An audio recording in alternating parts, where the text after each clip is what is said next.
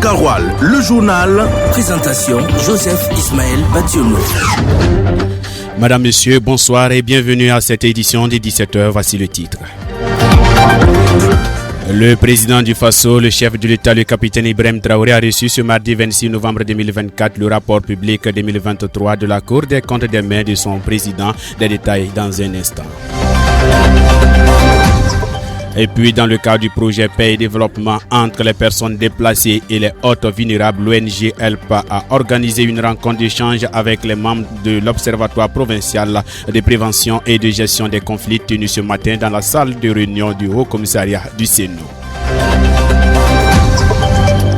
Et puis la paille des sports en toute fin d'édition, il sera question de la 5e journée de la première manche de la Ligue des Champions qui se joue ce soir avec des rencontres comme Bayern Munich, PSG ou encore Sporting Arsenal. Madame, Monsieur, voici le sommaire de cette édition, le développement dans une poignée de secondes.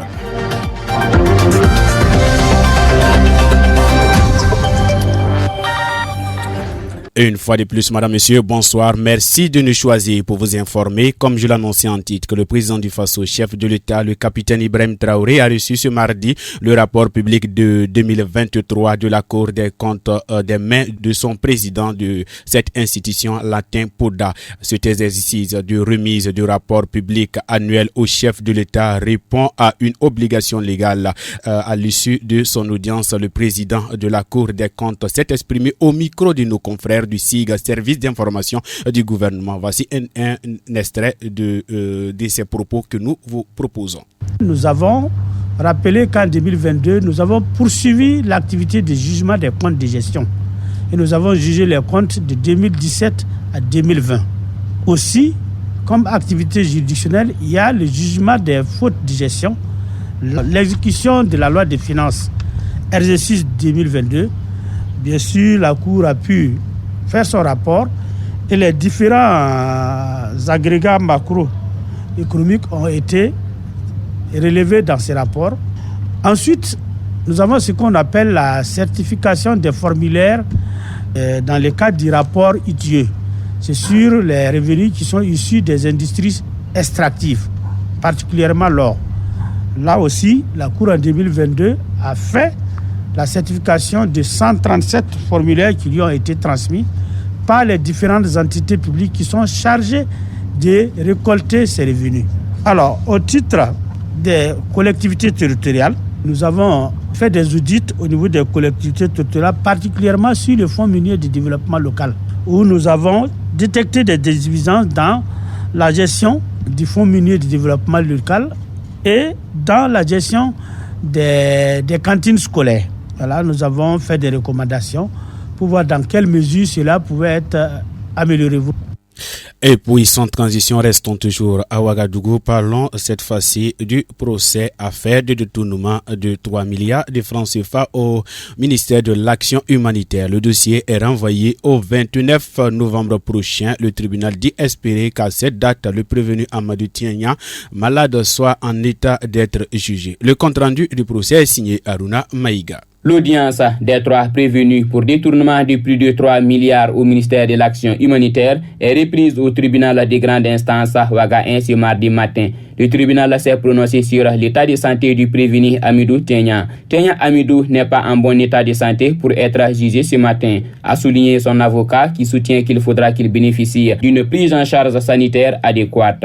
À cette inquiétude de l'avocat, le procureur a informé que des médecins sont dans les locaux du palais de justice au cas où ils devraient être assistés, estimant que le dossier peut être retenu. Le juge a de plus demandé un certificat médical du prévenu Amidou Tiania. L'ayant pas fourni, le juge a demandé au service de santé de la maison d'arrêt et de correction de Ouagadougou Mako de prendre en charge le prévenu Amidou Tiania afin de donner son avis sur son état à être jugé. Après examination, le médecin a envoyé une notification au procureur pour l'informer que le prévenu malade doit bénéficier d'une prise en charge adéquate et d'un repos de 48 heures. Rappelons que Amidou Tiania, Salifou Ouedraogo et Philippe Bayoulou sont poursuivis pour des faits de faux en écriture publique, d'usage de faux en écriture publique, de détournement des deniers publics, d'enrichissement illicite et de blanchiment de capitaux. Ils sont accusés d'avoir causé un préjudice de 3 milliards de francs CFA à l'État burkinabé dans l'affaire de détournement des deniers publics au ministère de l'Action l'action humanitaire.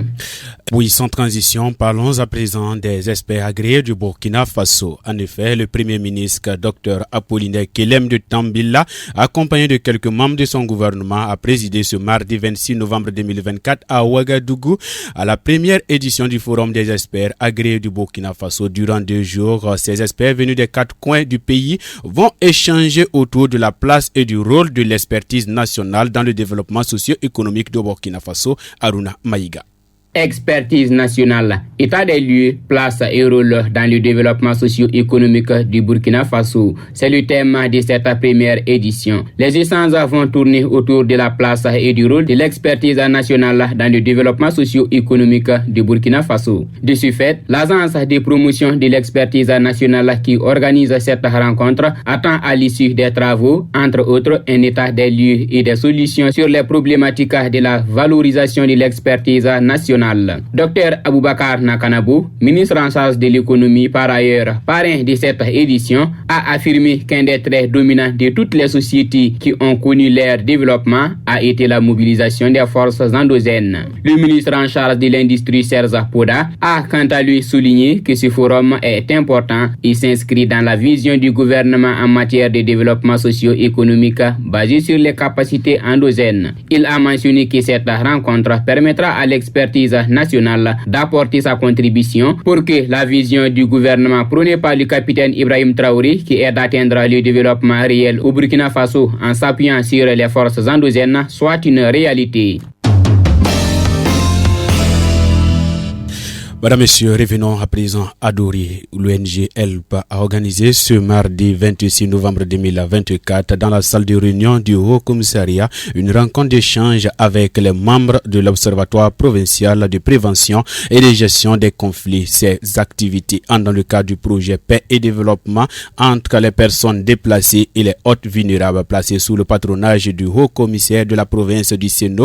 Les échanges ont porté sur la mise en œuvre des plans d'action en vue d'assurer la fonctionnalité des mécanismes de gestion des conflits non violents dans les zones d'intervention qui sont Dori, Kaya, Wayugia, Amadou Li. L'Observatoire provincial de prévention et de gestion des conflits est un instrument qui répertorie et classifie le type de conflits au sein de certaines communes. S'assurer de sa fonctionnalité est l'un des objectifs de cette rencontre. Moussa Banwaro, responsable cohésion sociale au sein du projet HELP. L'objectif de la rencontre de ce matin, c'est assurer la fonctionnalité de l'Observatoire provincial de prévention et de gestion des conflits communautaires du Sénat. Donc, c'est permettre à cet organe ou cette structure de paix de faire le point des actions qui ont été engagées durant l'année 2024 en faveur de la prévention et la gestion des conflits. C'est aussi recueillir les difficultés de fonctionnement et voir comment accompagner cette structure-là. Selon le patron de cette rencontre, le haut commissaire de la province du Sénat, ce cadre d'échange servira d'harmoniser les différentes actions qui seront déployées sur le terrain. Émile Firmin Bama. C'est dans le sens d'harmoniser les actions que nous nous sommes entretenus ce matin pour essayer de dégager une série d'activités qui seront déclinées par la suite. Comme il s'agit de l'observatoire provincial, ça veut dire que forcément les autres observatoires départementaux qui connaîtraient des difficultés pourront remonter au niveau de la province de cet observatoire provincial là, afin qu'ils puissent apporter des solutions à ces problèmes qui seront rencontrés. Au cours de cette rencontre, un certain nombre de difficultés ont été abordées. Moussa Banwaro. Et la principale difficulté, c'est quand même permettre à la structure d'aller sur le terrain pour d'abord sensibiliser. Nous savons tous que la prévention, c'est le volet le plus important dans le cadre des conflits. Donc, il faut vraiment permettre à la structure de pouvoir mener des actions, des activités de sensibilisation pour prévenir les conflits et inciter les populations à adopter les comportements qui évitent les conflits, qui promeuvent la paix et la cohésion sociale. Toujours selon le responsable de la cohésion sociale au sein de l'ONG HELP, cette rencontre a été riche en enseignement. Cette session, elle a été vraiment bénéfique pour nous parce que ça nous a permis quand même de comprendre les principales difficultés dans la commune et aussi de recenser les actions qu'il faut accompagner pour la paix et la cohésion sociale. Le projet Paix et développement entre les personnes déplacées et les hôtes vulnérables se fonde sur l'approche de la cohésion sociale, axée sur la fonctionnalité des structures de paix, des mécanismes endogènes de prévention et de gestion des conflits, le renforcement renforcement des capacités des membres de l'Observatoire sur leur rôle, ainsi que la prévention et la gestion des conflits. Foot, basket, handball, judo, cyclisme, le sport. Mesdames, Messieurs, la page des sports à présent. Comme je l'annonçais en titre, la Ligue des Champions fait surface. Après quelques jours d'absence, la Ligue des Champions reprend ce soir avec des rencontres comme Bayern PSG ou Sporting Arsenal. Le programme complet de cette première manche de la 5e journée de Ligue des Champions avec Amadou Ly.